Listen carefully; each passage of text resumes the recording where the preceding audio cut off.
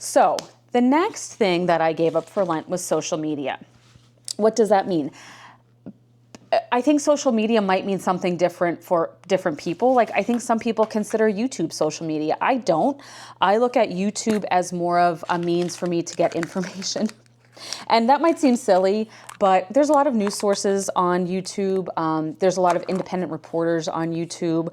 And there's just a lot of fun people on YouTube as well. Like, one of my favorite content creators is Cher Denise. I follow her. She does a lot of books. She'll kind of go through books and read them with you. And she does some social commentary too. So anyway, I don't look at YouTube as social media. And if I did, I failed at this social media experiment. What I'm talking more about is Facebook, TikTok, Instagram. So I deleted them from my phone on Ash Wednesday. The only caveat I had to that, and I actually felt guilty about this, was I posted a couple of times throughout Lent, not much because I don't make many videos, but I posted to let my followers know that I had posted a new video on YouTube. So I don't really have any means of getting that out unless you're a subscriber, which if you are, thank you so much. I appreciate each and every one of you. You are magical to me. But some people just, I don't want to throw them under the bus, but I don't know if my in-laws kind of do that subscriber thing. So if I post a new video, I don't think they would know unless I put it on Instagram. So that was the only caveat to my social media. This was definitely more impactful for me. I realized how much of my time those social media platforms suck up. Is it their fault? No, it's my fault. I make the choice to open that app every day and get lost in Reels and TikToks and things like that. But in doing this sacrifice, it did make me think about how much of my life has been spent living my life through other people, living their experiences, waiting for their opinions on things. So it made me reflect on a bunch of different things. I think one of the most jarring things that, like when I first started doing this, I think one of the most jarring things was how much I reflectively went to my phone when I had downtime to go to social media. I was instinctively going to my phone to look at my Facebook, and I'm like, oh, I deleted it off there. I can't do that. So it made me look for other things to do to occupy that downtime. And a lot of times that was nothing. I just learned to be okay with the silence. I learned to be okay with not knowing what was going on 24 hours a day. That was part of it too.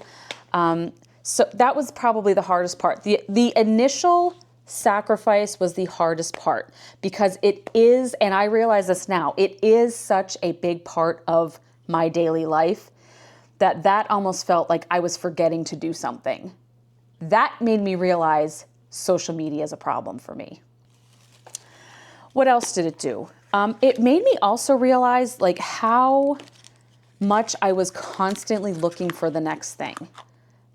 We live in a world of breaking news all the time, and something is always happening. And it has felt like that for years, probably more so since the pandemic, but you don't ever want to not know what's going on.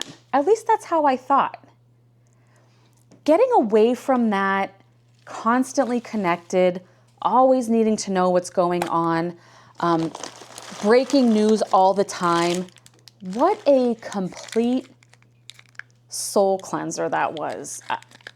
That might be dramatic, but that's the only way I can describe it. My husband would come home from work and say, did you hear what happened with so-and-so? Or my kids would say, oh my gosh, did you see that reel? And I was like, no. And I didn't really care to. I don't want to say that I was blissfully unaware. Like I said, I still watched the news. I still tuned into the news channels that I follow on YouTube and my local news.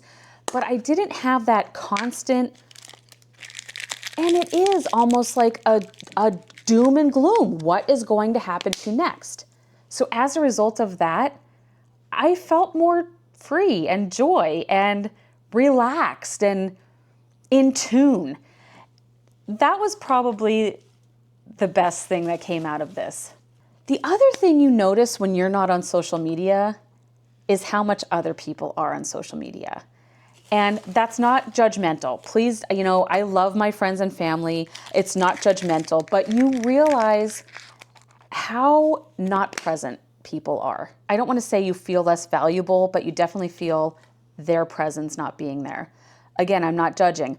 I'm there. If I could go back and take all the time back that I wasted on social media while my kids were little, while my kids were growing, while I was going through different parts of my life, I would do it in a heartbeat. It did make me reflect on all that time that I lost. And truthfully, I don't want to lose any more time because life is so short and time is so precious and tomorrow is not promised. Do I really want to waste my life on earth staring at a screen, looking at other people's opinions, looking at reels of dogs? Okay, dogs, maybe. Maybe I'll look at the occasional dog reel, but do I really want to live my life through other people? No, I do not. So, like I said, that was another thing that came out of it. You kind of start to realize how not present other people are. And I'm saying that in the most non-judgmental way because, again, I was there. I think we're just so addicted to them, we don't realize it. And we're not going to realize it until it's too late.